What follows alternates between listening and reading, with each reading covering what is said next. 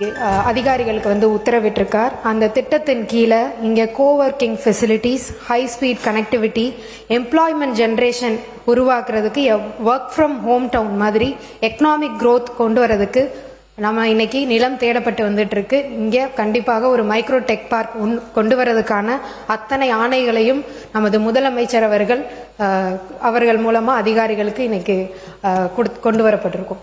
நன்றி. மாண்பு உறுப்பினர் சீக்கிரமா நன்றி சொல்லி முடிக்கலாம். அமைச்சர் பெருமக்களுக்கு நன்றி. அதே போல குழந்தைகள் மற்றும் இளைஞர் நலன் நான் சொன்னேன். அதாவது ஆங்கிலத்தில் அழகாக சொல்வார்கள், if love can't nothing can அப்படிம்பாங்க. அன்பால் முடியவில்லை என்று சொன்னால் எதனாலும் முடியாது என்று. இன்னைக்கு மெயினா அந்த ட்ரக்குக்கு போறது இதெல்லாம் பார்த்தீங்கன்னா அந்த அன்பு என்ற ஒற்றை சொல்லுக்கு இயங்கக்கூடிய குழந்தைகள் அதிகமாக செல்வதாக புள்ளி விவரங்கள் கூறுகின்றன. அப்படி காஸ் அண்ட் எஃபெக்ட் அப்படின்னு சொல்லுவாங்க. ட்ரக்குக்கு அடிமையானதுக்கு அப்புறம் போய் ட்ரீட் பண்றது, வழிநடத்துறது அப்படின்னு சொல்றது எஃபெக்ட் தான். காசு என்னன்னு பார்த்து அதுல நம்ம வேலை செய்யணும். பொள்ளாச்சி சட்டமன்றத்தில் அருகில் இருக்கக்கூடிய ஆலியார் வேதாத்ரி அருவி திருக்கோயில் என்று இருக்கின்றது. அதே போல சென்னையில், அதாவது நான் அறிந்த அனுபவப்பட்ட 2 விஷயங்களை சொல்கின்றேன். இன்ஃபினிட்டிசம் என்ற ஒரு லைஃப் சயின்ஸ் ப்ரோக்ராம் இருக்கின்றது. நாங்கள் ஒவ்வொரு கிராமத்தில் இருக்கக்கூடிய குழந்தைகளை எடுத்து அந்த 2 பயிற்சிகள், ஆலியார் அருவி திருக்கோயில் பயிற்சியும் இன்ஃபினிட்டிசம் பயிற்சியும் கொடுப்பதன் மூலமாக நூற்றுக்கணக்கான குழந்தைகள் வாழ்க்கையில், பெண்கள் வாழ்க்கையில் ஒரு மறுமலர்ச்சியை ஏற்படுத்தி இருக்கின்றோம். அது போன்ற விஷயங்களை அரசு முன்னெடுத்து குறிப்பாக அரசு பள்ளியில் பயிலக்கூடிய மாணவர்களுக்கு பள்ளி கல்வி அமைச்சர் மூலமாக நான் சொல்கின்றேன். ஏன்னா சட்டத்தாலோ நம்முடைய தண்டனைகளாலோ கண்டிப்பாக மது பழக்கத்தையோ போதை பழக்கத்தையோ ஒழிக்க முடியாது. இது போன்ற சில விஷயங்களை முன்னெடுப்பதற்கு பொள்ளாச்சி சட்டமன்ற உறுப்பினராக நான் தயாராக இருக்கின்றேன். எங்களுடைய தொகுதியை ஒரு மாடல் தொகுதியாக எடுத்துக்கொண்டு இது போன்ற விஷயங்களை செய்தால் கண்டிப்பாக தமிழகமும் ஒரு மாற்றத்தை உருவாக்க முடியும் என்ற அந்த நம்பிக்கை எனக்கு இருக்கின்றது. அதே போல ஒரு கோரிக்கை மறந்துவிட்டேன், விவசாயிகள் கோரிக்கை. பட்டியலில் உள்ள ஆடுகளை இன்னைக்கு நாய்கள் அதிகமாக கடிபிடித்து விடுவதால் இழப்பீடுகள் ஏற்படுது. அதற்கு இழப்பீடு கொடுப்பதோடு மட்டுமல்லாமல் அந்த திருநாய்க்களை பிடிப்பதற்குண்டான திட்டத்தையும் வகுக்க வேண்டும் என்று இந்த நேரத்தில் கூறிக்கொள்கின்றேன். பொள்ளாச்சி ஒரு பெரிய டூரிசம் ஹப். இன்னைக்கு அன்பால் மனிதர்களை பிணைத்து, பண்பால் உயர்த்து, ஆளப்பரிய பாசத்தோடும் விருந்தோம்பலோடும் ஒவ்வொரு நெஞ்சத்தையும் வென்றெடுக்கும் பண்பாட்டு தொட்டில் நமது பொள்ளாச்சி. தென்றல் தாளாட்டும் தென்னஞ்சோலைகளும், பசுமை போர்த்திய தேயிலை தோட்டங்களும், பனிமூட்டம் கொண்ட மலைச்சாரலும், வன விலங்குகளின் இயற்கையான வாழ்விடங்களும் நிறைந்த இந்த மண்ணிற்கு பன்னாட்டு தரத்திலான கட்டமைப்பு வசதிகளையும் சூழலியல் சுற்றுலா திட்டங்களை, எக்கோ டூரிசம், நாம் ஒருங்கிணைந்து வழங்கினால் உலக சுற்றுலா வரைபடத்தில் பொள்ளாச்சியும் வால்பாறையும் முதன்மையான இடத்தை பிடிக்கும் என்பது உறுதி. ஆகவே பொள்ளாச்சி மற்றும் வால்பாறை பகுதிகளை உலக தரம் வாய்ந்த சுற்றுலா மண்டலமாக மாற்றுவதற்கு தேவையான தொலைநோக்கு திட்டங்களை அரசு விரைந்து செயல்படுத்த வேண்டும் என்று இந்த மாமன்றத்தின் வாயிலாக கேட்டுக்கொள்கின்றேன்.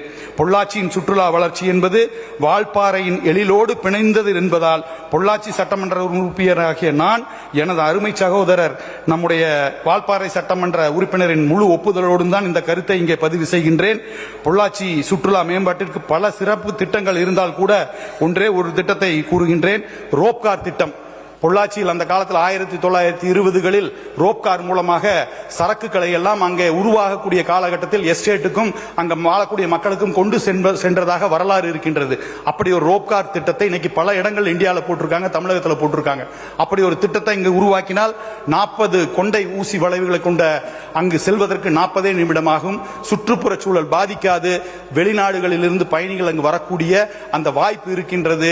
பொருளாதாரம் வளரக்கூடிய வாய்ப்பு, அரசாங்கத்திற்கு வருமானம் ஈட்டி கொடுக்கக்கூடிய இந்த திட்டத்தை உடனடியாக நீங்கள் செய்ய வேண்டும் என்று கேட்டுக்கொண்டு, நன்றியாக இன்றைக்கு இந்திய துணை கண்டத்தில் உள்ள அனைத்து மாநிலங்களுக்கும் முன்னோடியாக வளர்ச்சி பாதையில் தமிழ்நாடு ஒரு முன்னணி மாநிலமாக திகழ்கின்றது என்று சொன்னால் அது தற்செயலாக நடந்த ஒன்று அல்ல.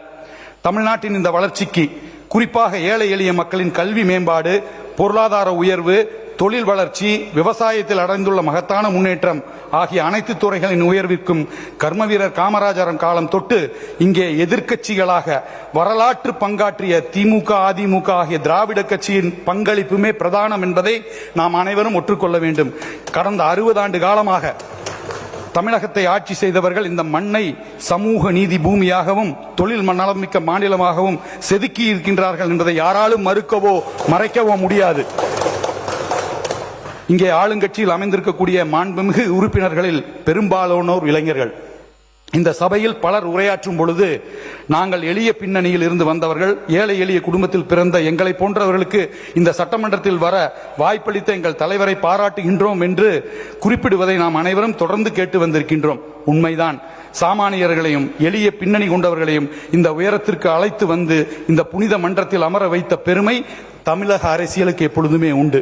ஆனால் இளைஞர்களாகிய அவர்கள் பிறந்தது முதல் இன்றைக்கு இந்த சட்டமன்றத்தில் உறுப்பினராக வந்து அமரும் வரை அவர்கள் வாழ்க்கையில் ஒவ்வொரு கட்ட வளர்ச்சியிலும் தமிழக அரசின் பங்களிப்பும் நலத்திட்டங்களும் நிச்சயமாக இருந்திருக்கின்றன.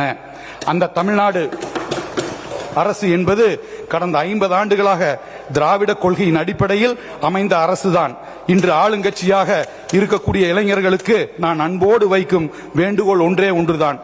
அரசியல் களத்தில் பார்வைகளும் பயணங்களும் வேறாக இருக்கலாம். அரசியல் களத்தில் பார்வைகளும் பயணங்களும் வேறாக இருக்கலாம். ஆனால் இந்த மாநிலத்தை 60 ஆண்டுகளாக வழிநடத்தி வந்த திராவிட இயக்கங்களின் மூத்த தலைவர்களின் ஆனால் இந்த மாநிலத்தை 60 ஆண்டுகளாக வழிநடத்தி வந்த திராவிட இயக்கங்களின் மூத்த தலைவர்களின் ஆலோசனைகளை கேட்டும் அவர்களின் நீண்ட நாள் அனுபவத்தில் இருந்து பாடம் கற்றுக்கொண்டும் நீங்கள் செயலாற்ற வேண்டும் என்று அன்போடு கேட்டுக்கொள்கின்றேன். அப்படிப்பட்ட முதிர்ச்சியான அணுகுமுறை இளைஞர்களான ஆளுங்கட்சியினருக்கு ஒரு நல்ல வழிகாட்டியாக அமைவதோடு மட்டுமல்லாமல் நம் உயிரினும் மேலான தமிழ்நாட்டின் எதிர்கால வளர்ச்சிக்கும் மாபெரும் துணையாக நிற்கும். அனுபவமும் இளமையும் இணைகின்ற இடத்தில்தான் உண்மையான வளர்ச்சி சாத்தியமாகும் என்ற நேர்மறை சிந்தனையோடு தமிழகத்தின் நலனை மட்டுமே முன்வைத்து நாம் அனைவரும் இணைந்து பணியாற்றுவோம் என்று கூறி வாய்ப்புக்கு நன்றி கூறி அமர்கின்றேன். நன்றி, வணக்கம். உறுப்பினர் கவனத்திற்கு தற்போது அரசினர் தனி தீர்மானங்கள் முன்மொழியப்பட உள்ளன. அரசினர் தனி தீர்மானங்கள் முன்மொழியப்பட்டு வாக்கெடுப்பு முடிந்த பின்னர் 2026-2027 ஆண்டுக்கான திருத்திய நிதிநிலை அறிக்கை மற்றும் 2026-2027 ஆண்டுக்கான வேளாண்மை திருத்திய நிதிநிலை அறிக்கை ஆகியவற்றின் மீதான பொது விவாதம் தொடரும்.